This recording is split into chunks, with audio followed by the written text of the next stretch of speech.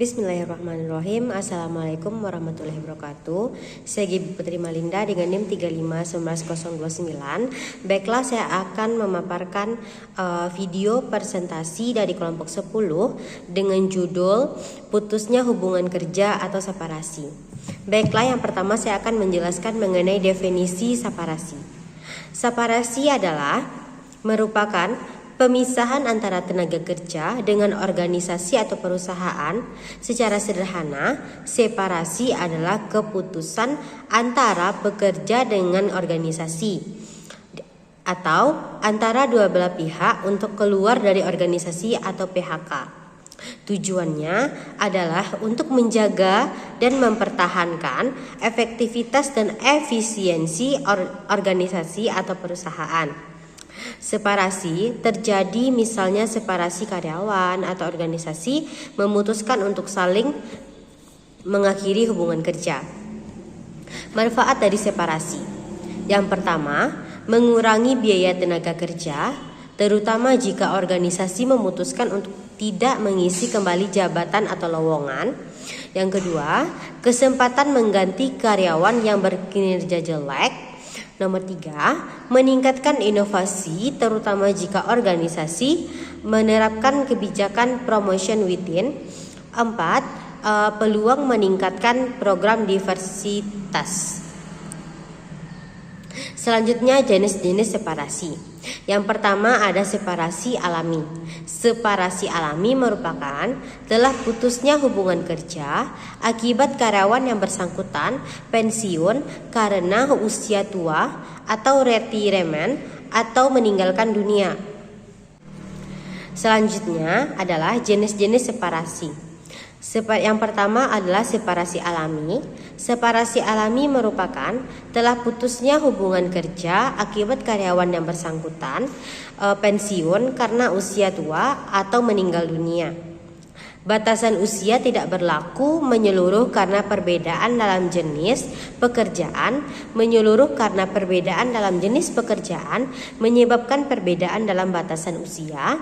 Pensiun. Jabatan tersebut memberikan kelonggaran untuk tetap pada jabatan tersebut sampai usia yang lebih tua, namun dasarnya tetap ada pembatasan usia kerja. Kumara dan kawan-kawan pada tahun 2003 mengatakan bahwa individu yang menghadapi pensiun dituntut untuk melakukan penyesuaian terhadap beberapa faktor yang mempengaruhi penyesuaian diri seseorang terhadap pensiun, yaitu yang pertama, pensiun secara sukarela dalam terencana atau pensiun secara terpaksa dan tergesa-gesa. Orang yang pensiun secara sukarela dan terencana mempunyai pandangan yang positif tentang pensiun. Orang yang harus menjalani pensiun secara terpaksa akan merasa berat untuk menghayatinya. 2. Perbedaan individu yang didasari oleh faktor kepribadian, yaitu orang yang berpandangan luas dan fleksibel dapat menerima status baru sebagai pensiunan dan dapat beradaptasi dengan situasi yang baru. 3. Perencanaan telah persiapan individu sebelum pensiun datang. Dalam hal ini, seseorang telah mempersiapkan diri secara matang dengan berbagai kegiatan sebelum masa pensiun tiba. Secara mental dan material, orang menjadi lebih siap. 4. Situasi lingkungan. Pensiun yang tinggal di lingkungan yang sama. Pensiun memiliki semangat atau keyakinan diri yang lebih tinggi daripada pensiunan yang tinggal di lingkungan heterogen. Baiklah, hanya itu yang dapat saya sampaikan. Materi selanjutnya akan disampaikan oleh teman saya, yaitu Jelita Murni. Sekian dari saya. Assalamualaikum warahmatullahi wabarakatuh. Assalamualaikum warahmatullahi wabarakatuh. Perkenalkan, nama saya Jelita Murni dengan NIM 3519028. Baiklah, saya akan melanjutkan materi yang telah dibacakan oleh Gebi, yaitu tentang separasi terpaksa. Separasi terpaksa adalah discharge atau disebut juga dengan PHK atau pemutusan hubungan kerja atau layoff atau pelepasan massal. Separasi terpaksa terjadi ketika manajemen membuat keputusan untuk mengakhiri hubungan kerja Biasanya, separasi terpaksa adalah separasi yang ditandai dengan keinginan yang tidak ikhlas dalam pemberhentian bekerja. 1. Involuntary versus involuntary turnover. Involuntary adalah secara tidak sengaja atau di luar kemauan. Involuntary turnover merupakan keluar masuknya seseorang individu dari suatu organisasi yang dilakukan bukan atas kehendak individu. Menurut Utami dan Banusiani, antara karyawan yang meninggalkan organisasi secara sukarela tetapi tidak dapat dihindari dan karyawan yang tetap tinggal pada organisasi atau stay tidak dapat dibedakan karakteristik tingkat kepuasan komitmennya. Voluntary separation terjadi ketika karyawan memutuskan, baik karena alasan pribadi atau profesional, mengakhiri hubungan dengan organisasi tempat yang bersangkutan bekerja. Involuntary turnover atau pemecatan menggambarkan keputusan pemberi kerja untuk menghentikan hubungan kerja dan bersifat uncountable bagi karyawan yang mengalaminya. Voluntary turnover dapat dibedakan menjadi dua. Yang pertama, avoidable turnover atau dapat dihindari. Yang kedua, unavoidable turnover atau yang tidak dapat dihindari. Turnover secara tidak sukarela, biasanya dalam bentuk pemutusan hubungan kerja atau PHK sepihak atau pemecatan.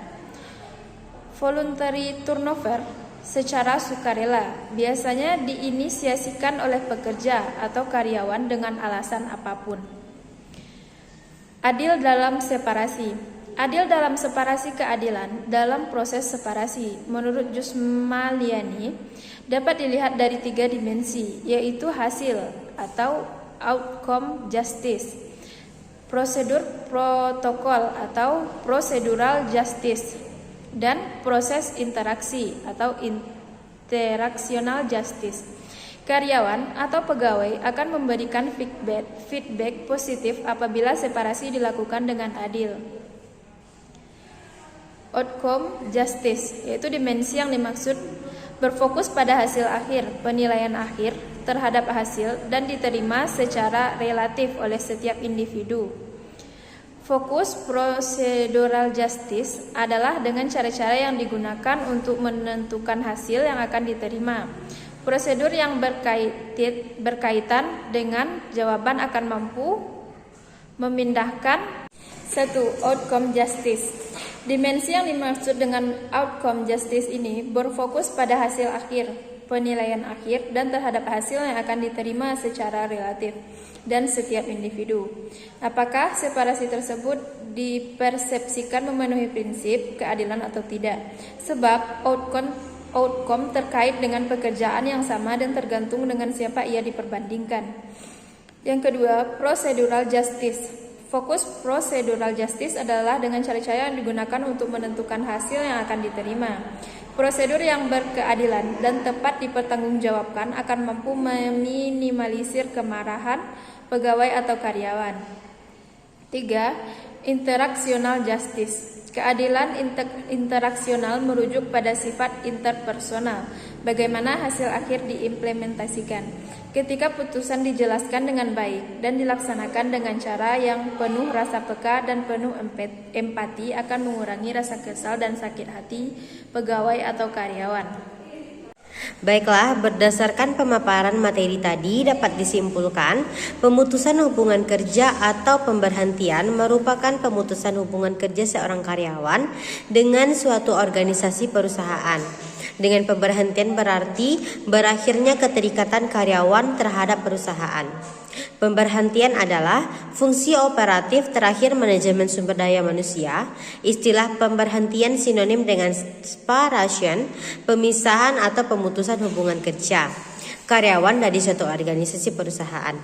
Fungsi pemberhentian harus dapat perhatian dari perusahaan karena telah diatur oleh undang-undang dan memberikan resiko bagi perusahaan maupun untuk karyawan bersangkutan.